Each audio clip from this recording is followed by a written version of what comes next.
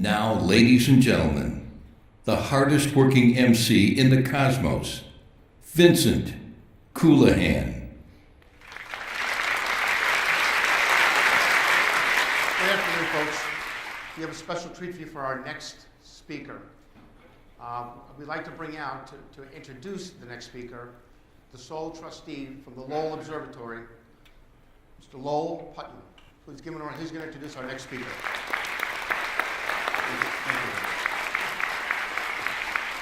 Thank you, and I guess it's now afternoon, so good afternoon to everybody here.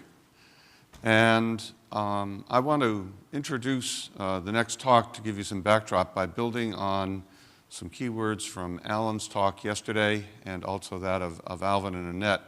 The words were persistence and dedication. And to that, I would add the word passion. And you can certainly use all three of them to describe Percival Lowell and his commitment to scientific research. And the discovery of Pluto and what led up to it is one example of that kind of work at the Lowell Observatory. Percival also personally supported by both providing the equipment, the telescope, time, and the salary to VM Slifer, and allowed him to take the 40 and 60-hour exposure time to get single pieces of data. But today, that data is what gave Hubble the theory of the expanding universe, something even he admitted later on in his life. And in the case of Pluto, the research for Pluto started well before looking through a telescope and taking plate images. It started with hours and hours, months, and even years of manual calculations to derive the orbit. Percival himself, you may not know, was, among other things, a graduate of MIT, where his professors considered him the brightest mathematical mind of his generation, which is an interesting statement from that institution.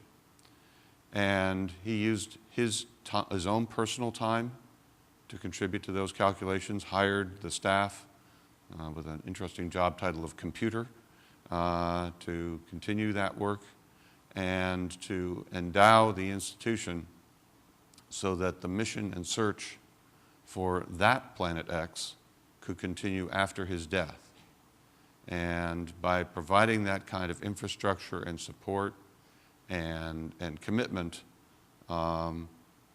that got to serendipitously line up with a young amateur astronomer at the time from Kansas who luckily had, or not so luckily, just persistence himself and dedication and the intelligence and the young eyes to do the work that was needed to give us what we now know as Pluto. And so with that as context, what I'd like to do is introduce our historian at Lowell Observatory, Kevin Schindler, and have him tell you a little bit of the story from our perspective. Thank you. Kevin? Thanks, Will. Thank you, and I hope everybody enjoyed Gerard's program.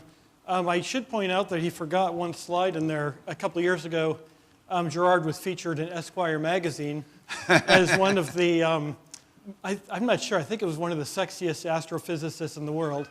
And it was a pretty short list, but he was in there. He forgot to show that, but I think he has a box of copies that he'll sign afterwards. Anybody interested in that? So it's really great to talk about Pluto. From Lowell Observatory, we have such a unique history, and I would say even not only Lowell Observatory, but Flagstaff.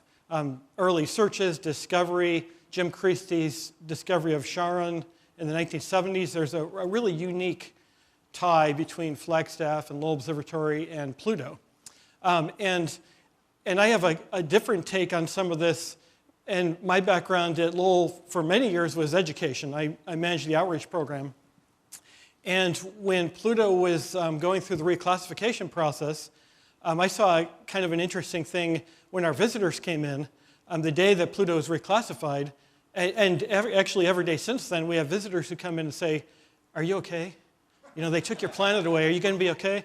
And for us, it was, you know, it's part of our heritage, but it's also, we're trying to explain how science works And so what came out of it for me was a good opportunity. Whether or not we agree with the definition, I thought it was a great opportunity because in some ways, the reclassification shows how science works in terms of you find out more information, you refine your understanding and such. It also shows some ways how science traditionally has not worked, where you sit in a room and take a vote. So I thought, no matter what happens in life, let's make the most of this and use it as an opportunity. And another thing that I realized was because of the controversy with Pluto, boy, is there still interest. We have visitors that are coming to Lowell for years, and if it hadn't been reclassified, we'd still have visitors. There'd still be interest in Pluto. But taking away that little planet has really invigorated people to want to visit Lowell and to keep interested in Pluto. As an example, years ago in our museum, we had a little plexiglass donation box, and it said, help support Lowell Observatory, and we got some change, some donations. After Pluto was reclassified, we created a new donation box, and it said, vote with your wallet. Pluto should be called a planet, a dwarf planet. I don't care, I just want to support Lowell. I don't care. And we tripled our donations. I thought, man, why didn't this happen before? But what it demonstrates, there's really a lot of interest and excitement with Pluto. New Horizons captured so much of the imagination. Part of it was because of this ongoing controversy. So while we all have different opinions about what Pluto should be or not, and I think we're pretty much all on the same page in this room, it's still an opportunity to teach kids and teach others about Pluto and about how science works. So there's a lot to talk about with Pluto and Lowell Observatory, but what I wanted to do is focus a little bit on the discovery, the early searches that Percival Lowell led. And of course, the story with this starts with our founder, Percival Lowell, his great-grandnephew, you just heard a couple minutes ago. And Percival Lowell, most of you in here know the Lowell story. He came from a wealthy family. One of his sisters was Amy Lowell, the poet. A brother, Abbott Lawrence Lowell, was president of Harvard for 24 years. Came from a very well-to-do, very established family. And Percival Lowell has spent some of his early life, he got interested in astronomy, studied mathematics at Harvard. If you're a Lowell, you go to Harvard. And then he worked for the family business for a few years, went overseas for 10 years, immersed himself in Eastern culture, and wrote several books based on the religions and mores of Korean and Japan's. And then he came back to the United States and quickly got interested in astronomy. He had an interest in his life, but he decided this is what he was going to do. The Italian astronomer Giovanni Schiaparelli was losing his eyesight, and Percival Lowell became interested in this idea of these markings on Mars, the canals, that to Lowell and others indicated some sort of intelligent life. Lowell wasn't the first person to come up with this theory or the first person to theorize that they meant intelligent life, but he was the loudest, and that's why he's still remembered, a large reason why. So Lowell was interested in Mars, but also he was, as part of his Mars research, he was interested in the evolution of planets. And in fact, wrote a whole book on it he called Planetology. And he thought, it's sort of interesting, he thought an older theory about planetary evolution that, if you think about Darwin's theory of evolution, came out in 1859, and over the ensuing decades, there are a lot of adaptations of that biological evolution. And a theory in astronomy that was common for a time was that, sort of a galactic evolution, that everything in the universe evolves. So in our solar system, you have planets that were formed. You had young planets that were still gaseous. As they developed in life, they would solidify, lose some of that gas, and develop life. And Earth was a classic example. And then later on, the planet would dry out and become like a Mercury. Well, Mars was in the middle stage of evolution in Lowell's theory. It had an atmosphere.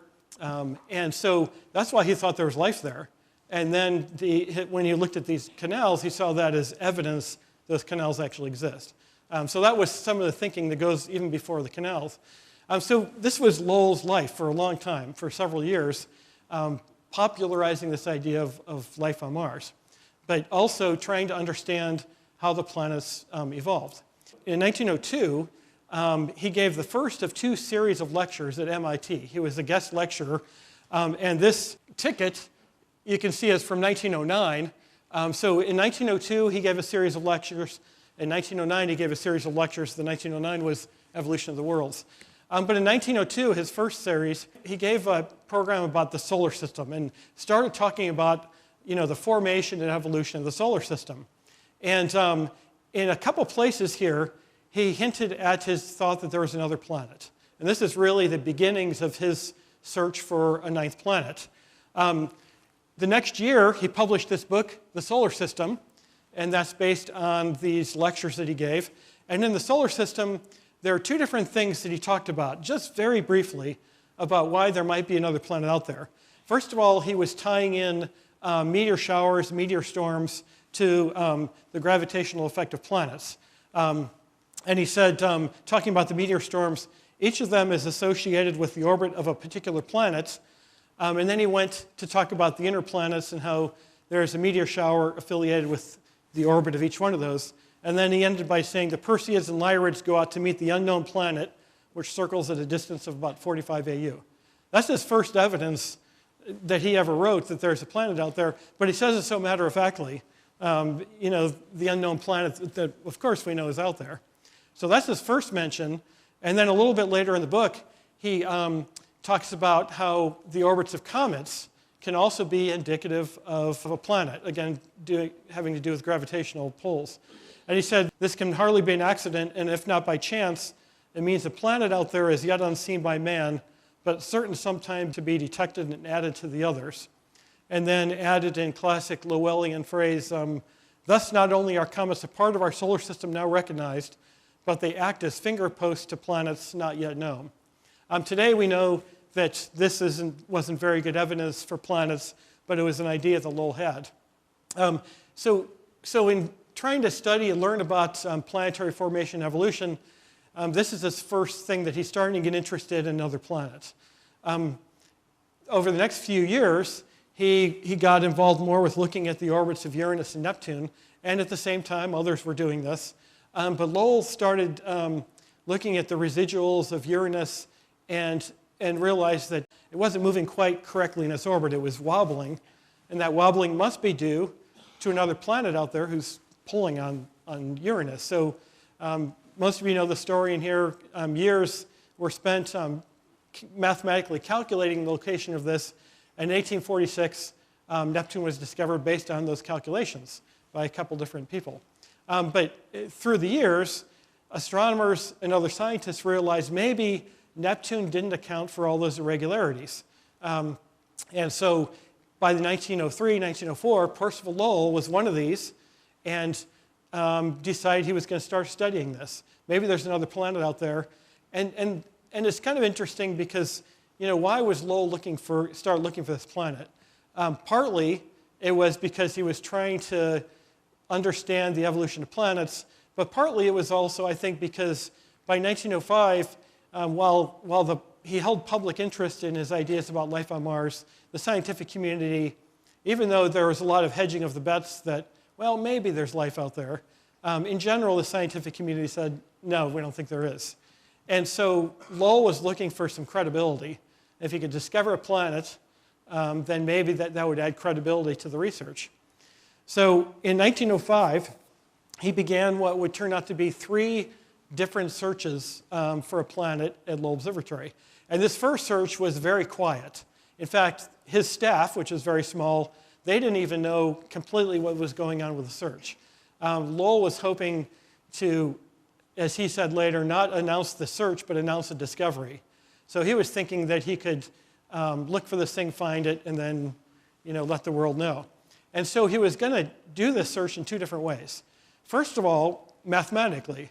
Just like after Uranus was discovered and mathematicians went in and tried to calculate based on the motions and masses and such, Lowell did the same thing.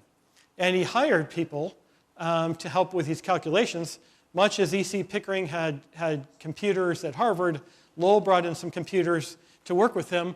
This lady's name is Elizabeth Williams. And Elizabeth Williams came on Lowell in the around 1908 or so, to help with this search for this new planet. And Percival quietly called this search the invariable plane search. And nobody around staff even knew what it was, let alone people in the outside world. So Lowell had his computers helping look at the residuals, trying to mathematically calculate where it should go. And then he also started searching using telescopes. One of the telescopes he used was the Clark 24-inch refractor. And that's a telescope that's still standing today and was just renovated. But this telescope, he started trying to search for the planet, taking pictures with the Clark, but soon found that the field of view was very small, and it was not ideal for a search because he got way too many stars to efficiently go through a search program.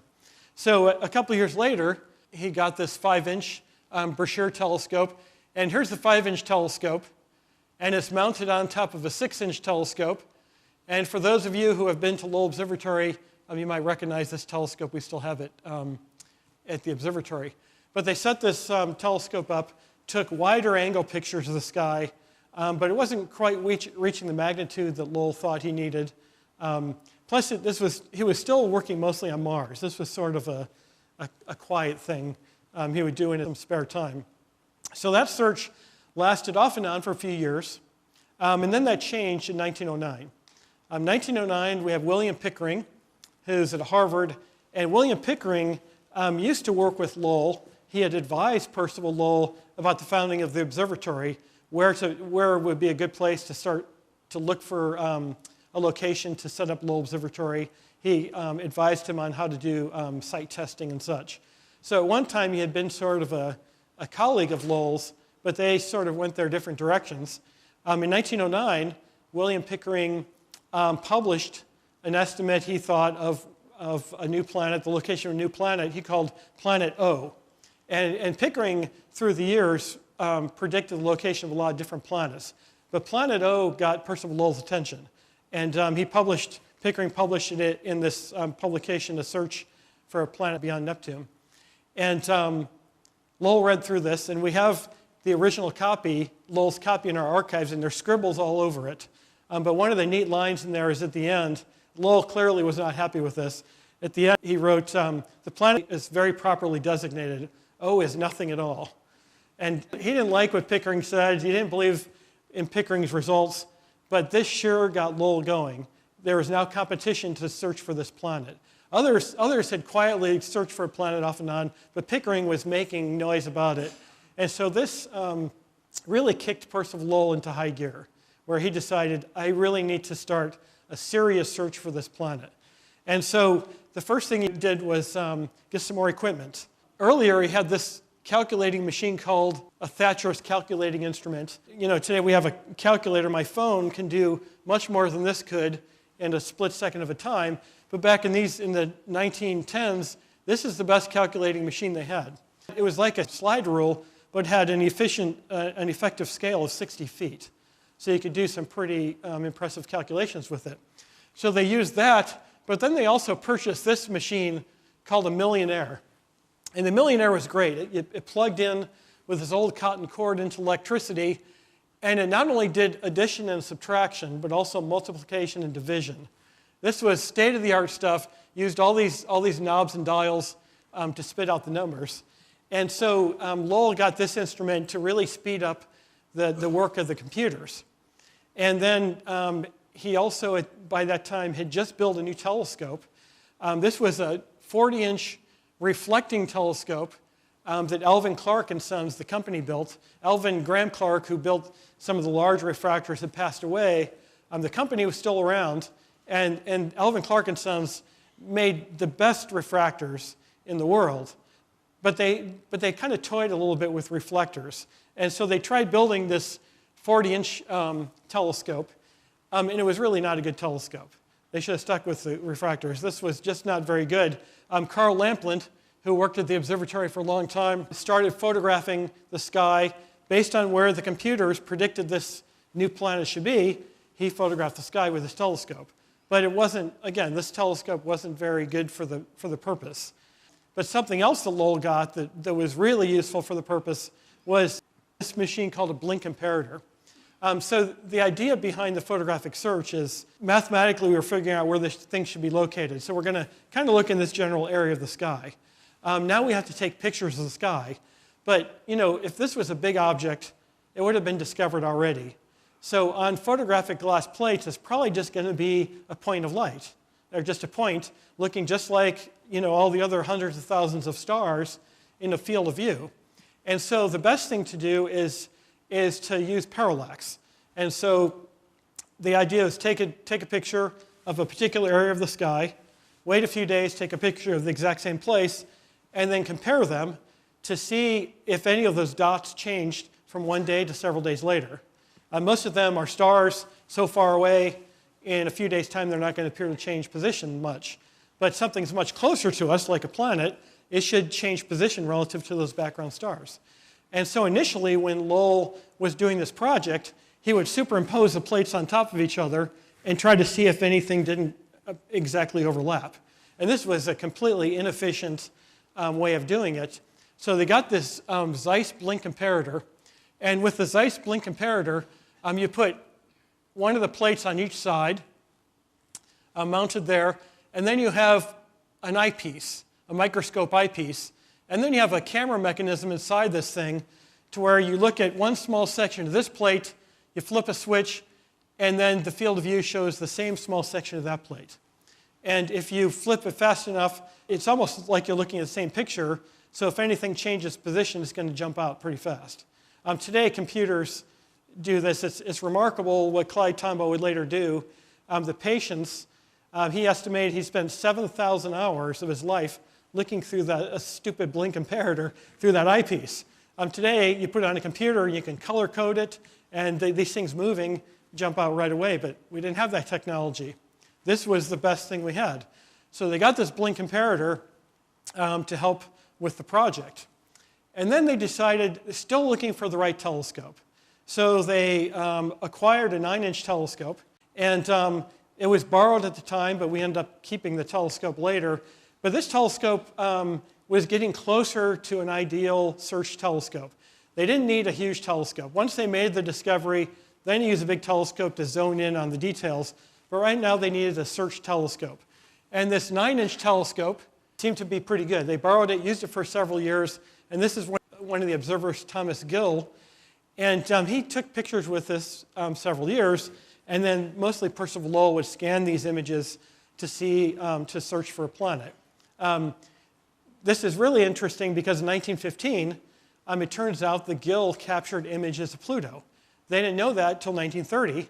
After Clyde discovered Pluto, the staff went back and looked at these old photographic glass plates and realized, oh gosh, look at that. We actually captured it. And that was really useful for determining the orbit. But not until Clyde Tombaugh came along with his patience to systematically search these plates was anybody at Lowell really qualified to really search for it. So I think it's a testament to the photographic work that was done. We still have all these photographic glass plates.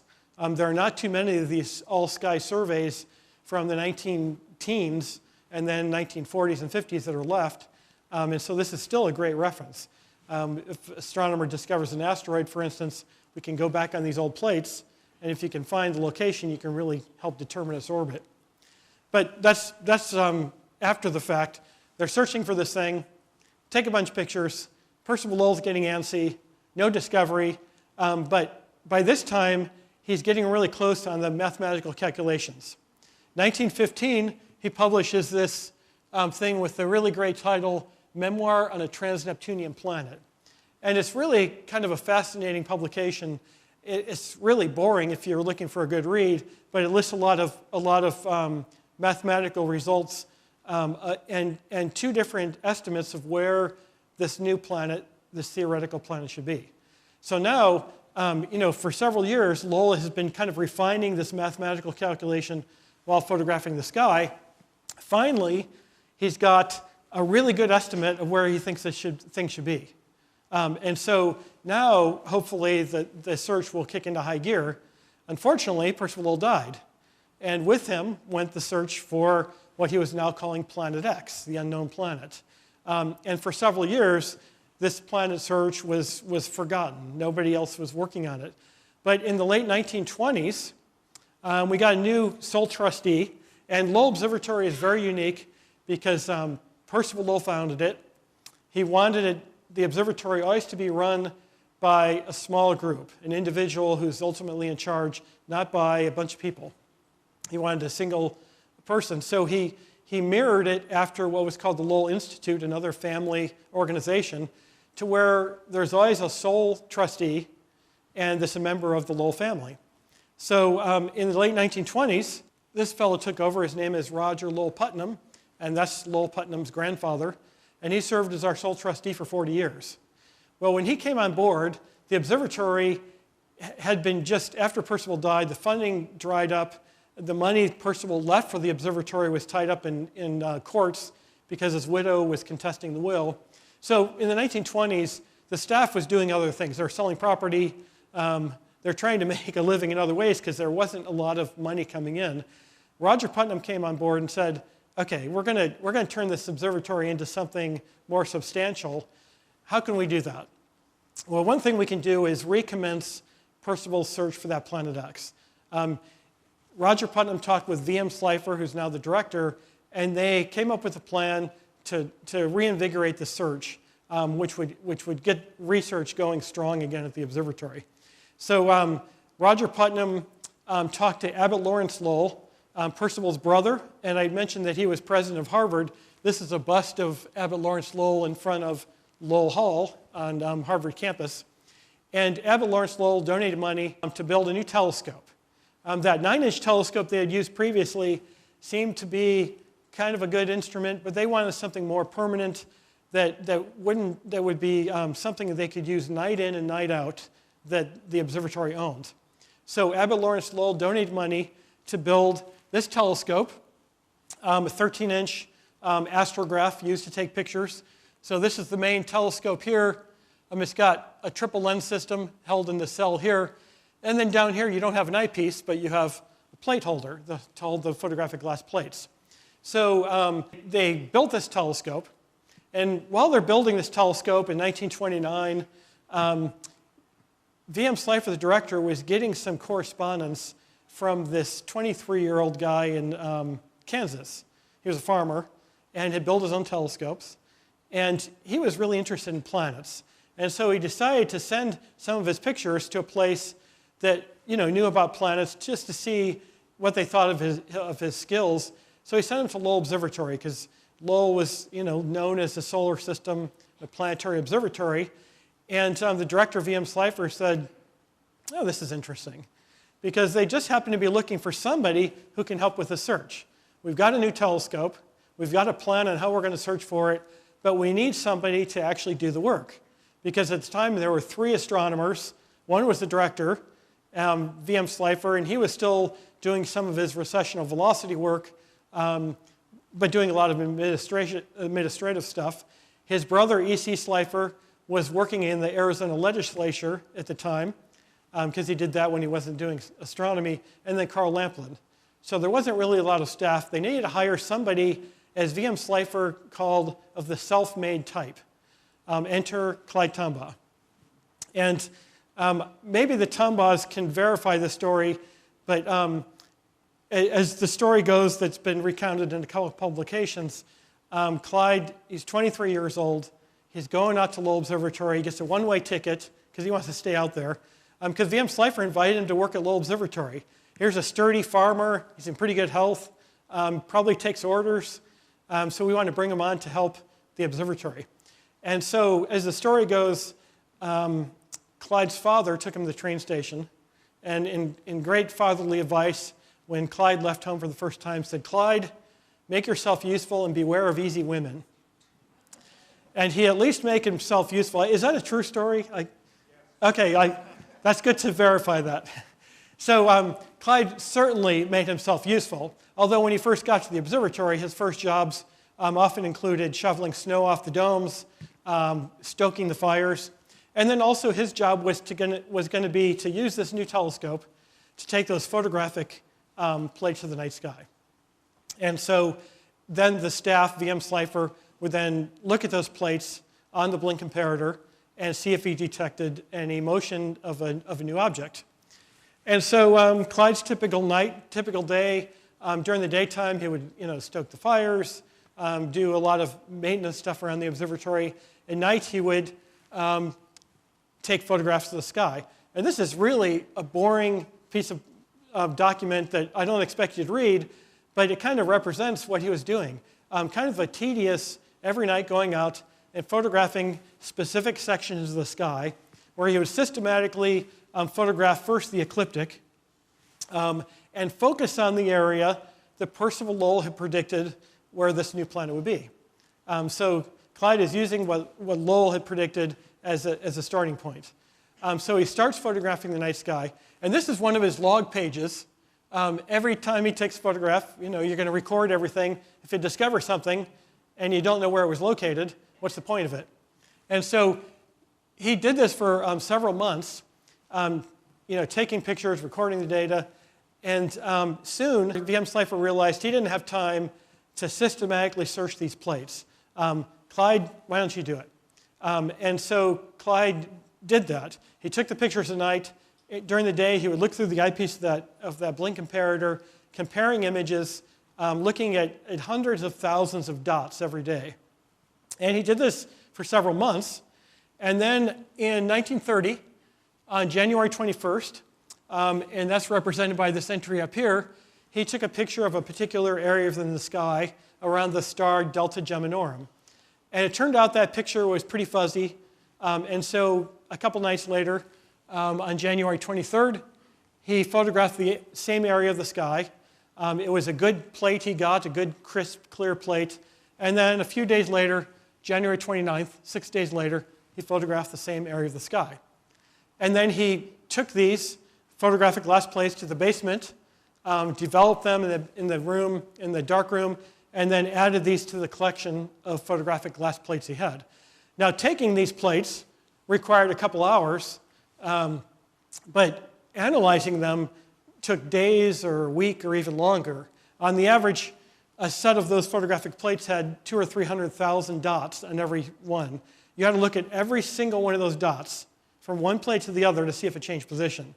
Very tedious and something you have to pay attention to. You can't rush through. So at night, Clyde would take those pictures, but it could be weeks or months until he actually got to looking at those plates.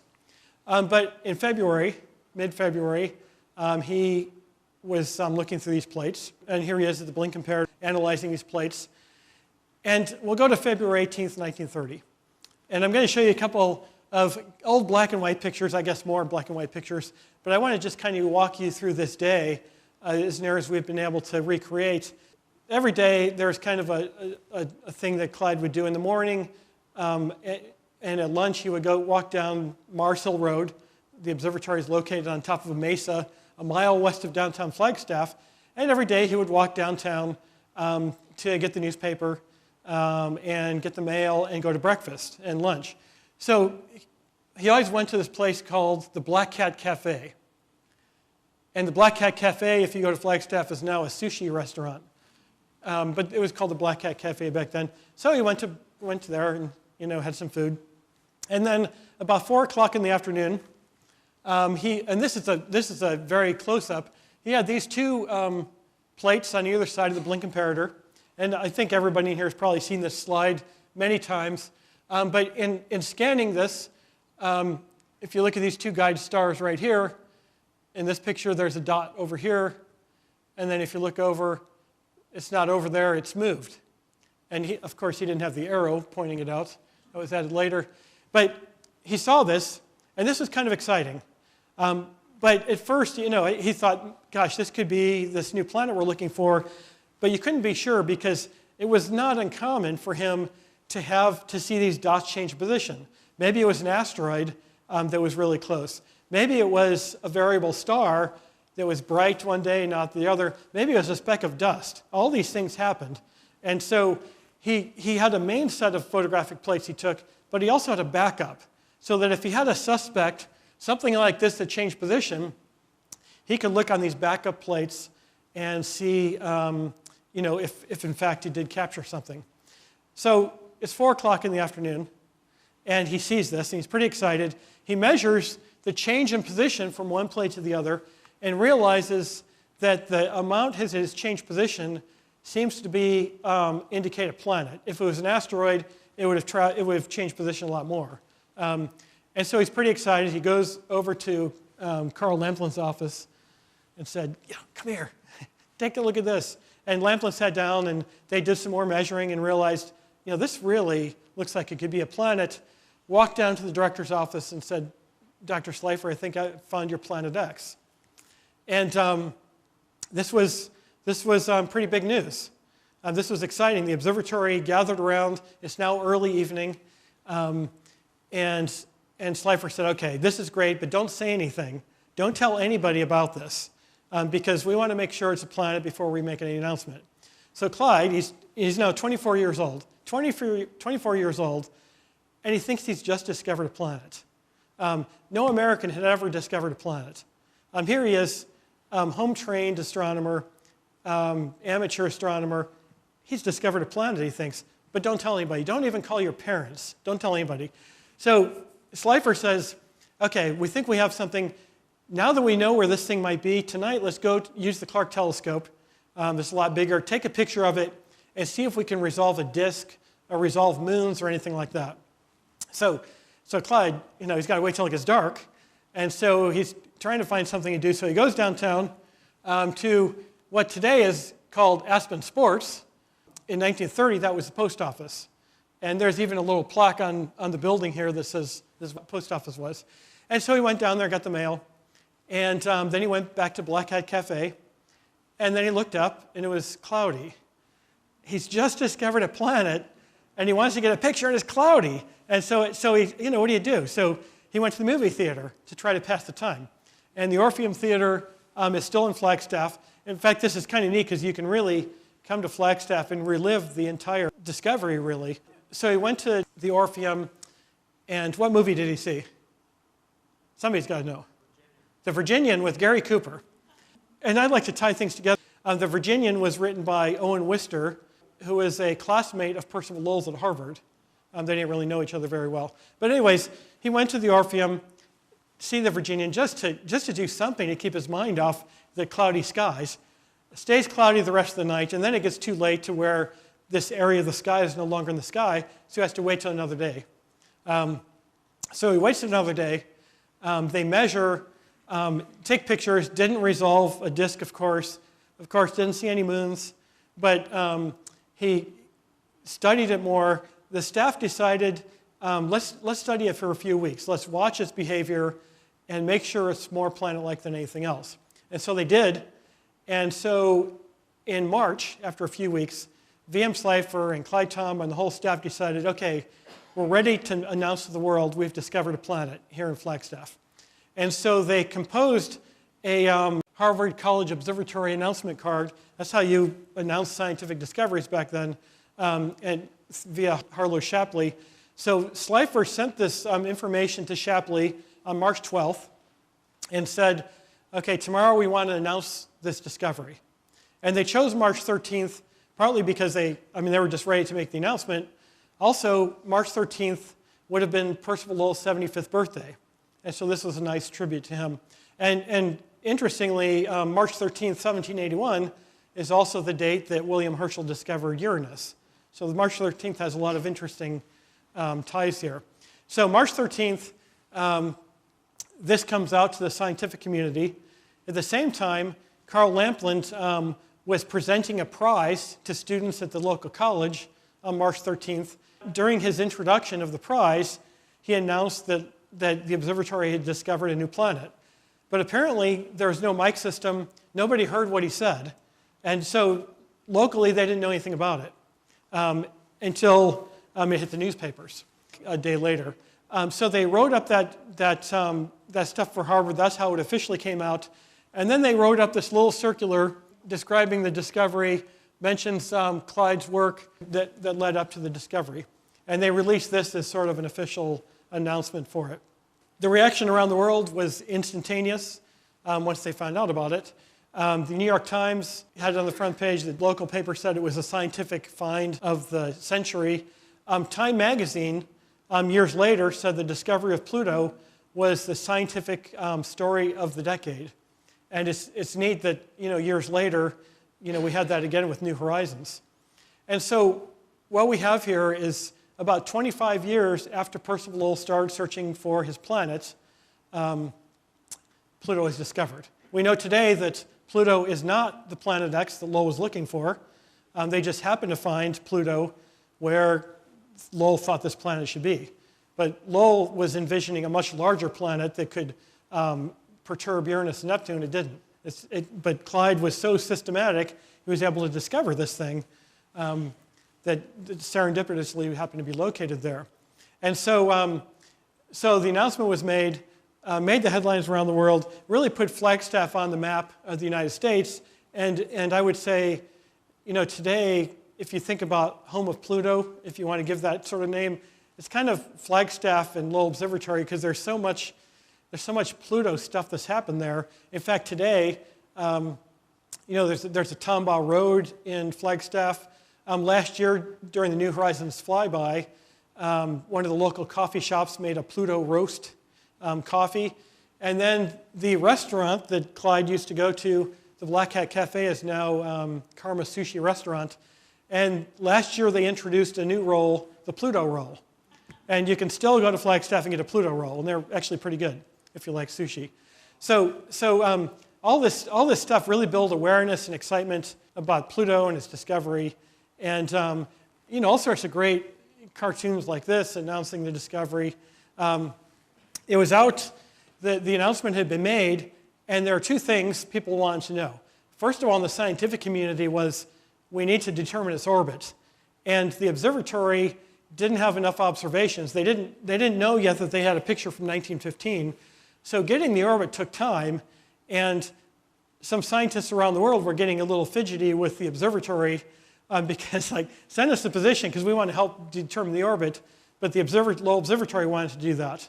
And so there was a little bit of tension with getting the orbit out, and it finally was. From the public side of things, the public, they want to know the orbit, but they want to know, what are we going to call this thing? This is a new planet. This is the first planet to be discovered in our country. What are we going to call it? And as it turns out, almost immediately after the discovery, the observatory started getting letters and telegrams from around the world suggesting names. We have something like 350 to 400 of these still in our archives. I think several were discarded because we have tally sheets that the staff was keeping track of how many times people were suggesting different names. And so there are a lot of different suggestions. Percival's widow first thought, how about Constance, which happened to be her name? And they said, no, we're not going to. Despite the fact that that's not even a Roman god or goddess, we're not going to use that. She'd like Percival.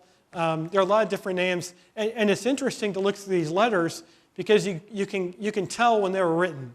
Collectively, you can tell when they were written. There's a couple that suggest Lindbergh. And Charles Lindbergh had just flown over the Atlantic 3 years earlier. There are a bunch that were suggesting either peace or pax because the 30s was supposed to be the decade of peace. There were several dozens that suggested female names because of suffrage, and many people wrote and said, okay, we got enough guys in the solar system, let's get another woman in here. So there are a lot of things that were indicative of their times, of these suggestions. It's really a neat thing to look at that. So these telegrams came from around the world. And then there is this girl, Venetia Burney, 11 years old, living in England. And she was sitting at the breakfast table with Grandpa. And Grandpa told her about the discovery and said, I was just studying mythology in school, and I think we should just call it Pluto because in mythology, Pluto is the god of the underworld. And so Grandpa gave that suggestion to a friend of his who then telegrammed it to Lowell Observatory. And there were dozens of people that suggested Pluto, but she was the first one. She was the first that they received. So they, in fact, decided to call it Pluto. And every planet has its own scientific abbreviation or signature. For Pluto, they used the combination of its first two letters, P and L, which are also Percival Lowell's initials. So it's a nice tribute to Lowell, his early searches for this planet. And then officially, the public was just going nuts. We want to know this name. And so finally, in this circular dated May 1st, 1930, V.M. Slifer at the end of it wrote, "It seems time now that this body should be given a name of its own. Many names have been suggested, and among them, Minerva and Pluto have been very popular. But as Minerva has been long used for one of the asteroids, it is really not available for this object. However, Pluto seems very appropriate, and we are proposing to the American Astronomical Society and to the Royal Astronomical Society that this name be given it. As far as we know, Pluto was first suggested by Miss Venetia Burney, age 11, of Oxford, England. Thus, Pluto got its name. So now we have a new planet, it's got a name, and since this date, Pluto and Flagstaff and Lowell Observatory have really been intertwined. And even beyond the discovery, I mean, it's interesting because the discovery was made, Clyde made that discovery, and it changed the face of astronomy in a lot of ways because it told us the solar system is a lot bigger than we just knew it was. And so that changed things a lot. But through the years, different people study astronomy around the world, certainly. Pluto, when it was first discovered, they thought it was Lowell's planet that was this size. It kept getting smaller and smaller. And in fact, a few years ago, there was this great graphic that showed, based on how the estimate of Pluto's size kept downgrading, it projected what year Pluto would no longer exist. It would be a 0 point. But this Pluto research continued through the years at the observatory. In the 1970s, Jim Christie discovered Charon just a few miles away at the Naval Observatory in Flagstaff. In the 1980s, there were teams doing occultations. And the first really decent occultation of Pluto that could be scientifically observed, there was a team of observers on the ground down in Australia, and then there's a team on the Kuiper Airborne Observatory observing this thing. And on the observatory, they noticed, the light, as Pluto was passing in front of the starlight, instead of blinking out, it dimmed. And then on the other side, it gradually grew till its full brightness. And they realized that was due to an atmosphere.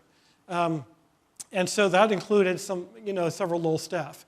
In the 1980s and 1990s, Mark Bowie was one of the first to team up and map the surface of Pluto. And what was really neat is these maps were really basic with different albedo features, some darker areas, some lighter areas. But after New Horizons flew by last year, Mark and his team were able to match those maps with what New Horizons was showing, and to show that those maps actually were pretty accurate, to the dismay of some of his colleagues who thought, Mark, you don't know what you're seeing. And so he did that mapping, and then Will Grundy, one of our astronomers today, is the surface composition team lead. And so we've had this interesting tie with Pluto since the beginning, and it continues today. Our scientific team, and certainly from a public relations standpoint, if people want to talk about Pluto, they often come to Lowell Observatory, and it's really a very interesting story. So with that, I think I'll end the story about Pluto. There's a lot more we could talk about, but that's kind of a nice overview of the discovery. So we'll end there.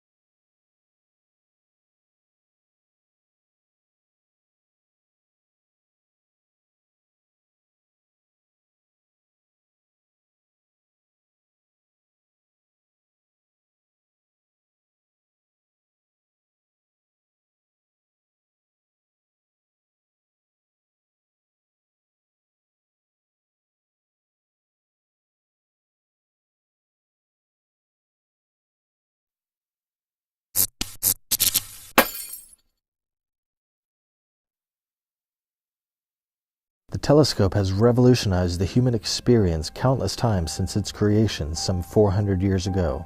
Celestron is doing our part to continue the evolution of the telescope and expand the horizons of the human mind. For decades, Celestron has been committed to providing individuals with high-quality telescopes and optical instruments at affordable prices. We strive to clear the way for intellectually curious people around the globe to experience and explore deeper into nature and the cosmos. When I think of Celestron, I automatically think of the people. To me, a company is people. We have people that are passionate about what they do, and we have extremely talented individuals that work for this company. And I think it takes those intangibles to create great product. Founded in 1960 in Los Angeles, California, Celestron has been an industry leader in telescopes for over 50 years. As the world's largest telescope brand, we continue to develop technological innovations that set the pace of the industry. Celestron is synonymous with inspired design and state-of-the-art technologies. As an industry leader, we strive to remain the world's most innovative telescope brand. As a rapidly growing outdoors company, Celestron focuses on products that enhance the exploration of the great outdoors. As a champion of STEM education and the arts, we pursue the advancement of public scientific understanding. Our long-standing track record supporting astronomy, education, and outdoor-related nonprofits across the globe speaks to the values we hold dear. Celestron is committed to encouraging the exploration of our natural world in fun and unique ways. There's like a lifetime of good memories at Celestron. It's probably one of our star parties. I'd say probably at the Badlands, when we had in the middle of nowhere a crowd of hundreds of kids coming off of school buses, coming up and observing the sun for the very first time through a telescope. I've had so many amazing experiences here at Celestron, from helping assist with the setup of equipment with Stephen Hawking to the very humbling experience of a standing ovation after we announced to teachers at the National Science Teacher Convention that we were donating the binoculars to them. One that definitely stands out as kind of an achievement in my career was when we launched the CEVO telescopes, the Celestron Evolution. That was a really proud moment for me to be able to look at the people that I've essentially had grown up with and spent my career and be sort of at the pinnacle of achievement and being able to sort of unveil that and communicate that to all these people that I highly respect and have worked with a long time. One of the things that makes a company great is great employees. We just strive to push the envelope to really accommodate the needs of our customers. Those are the keys to what drives Celestron and what makes us successful.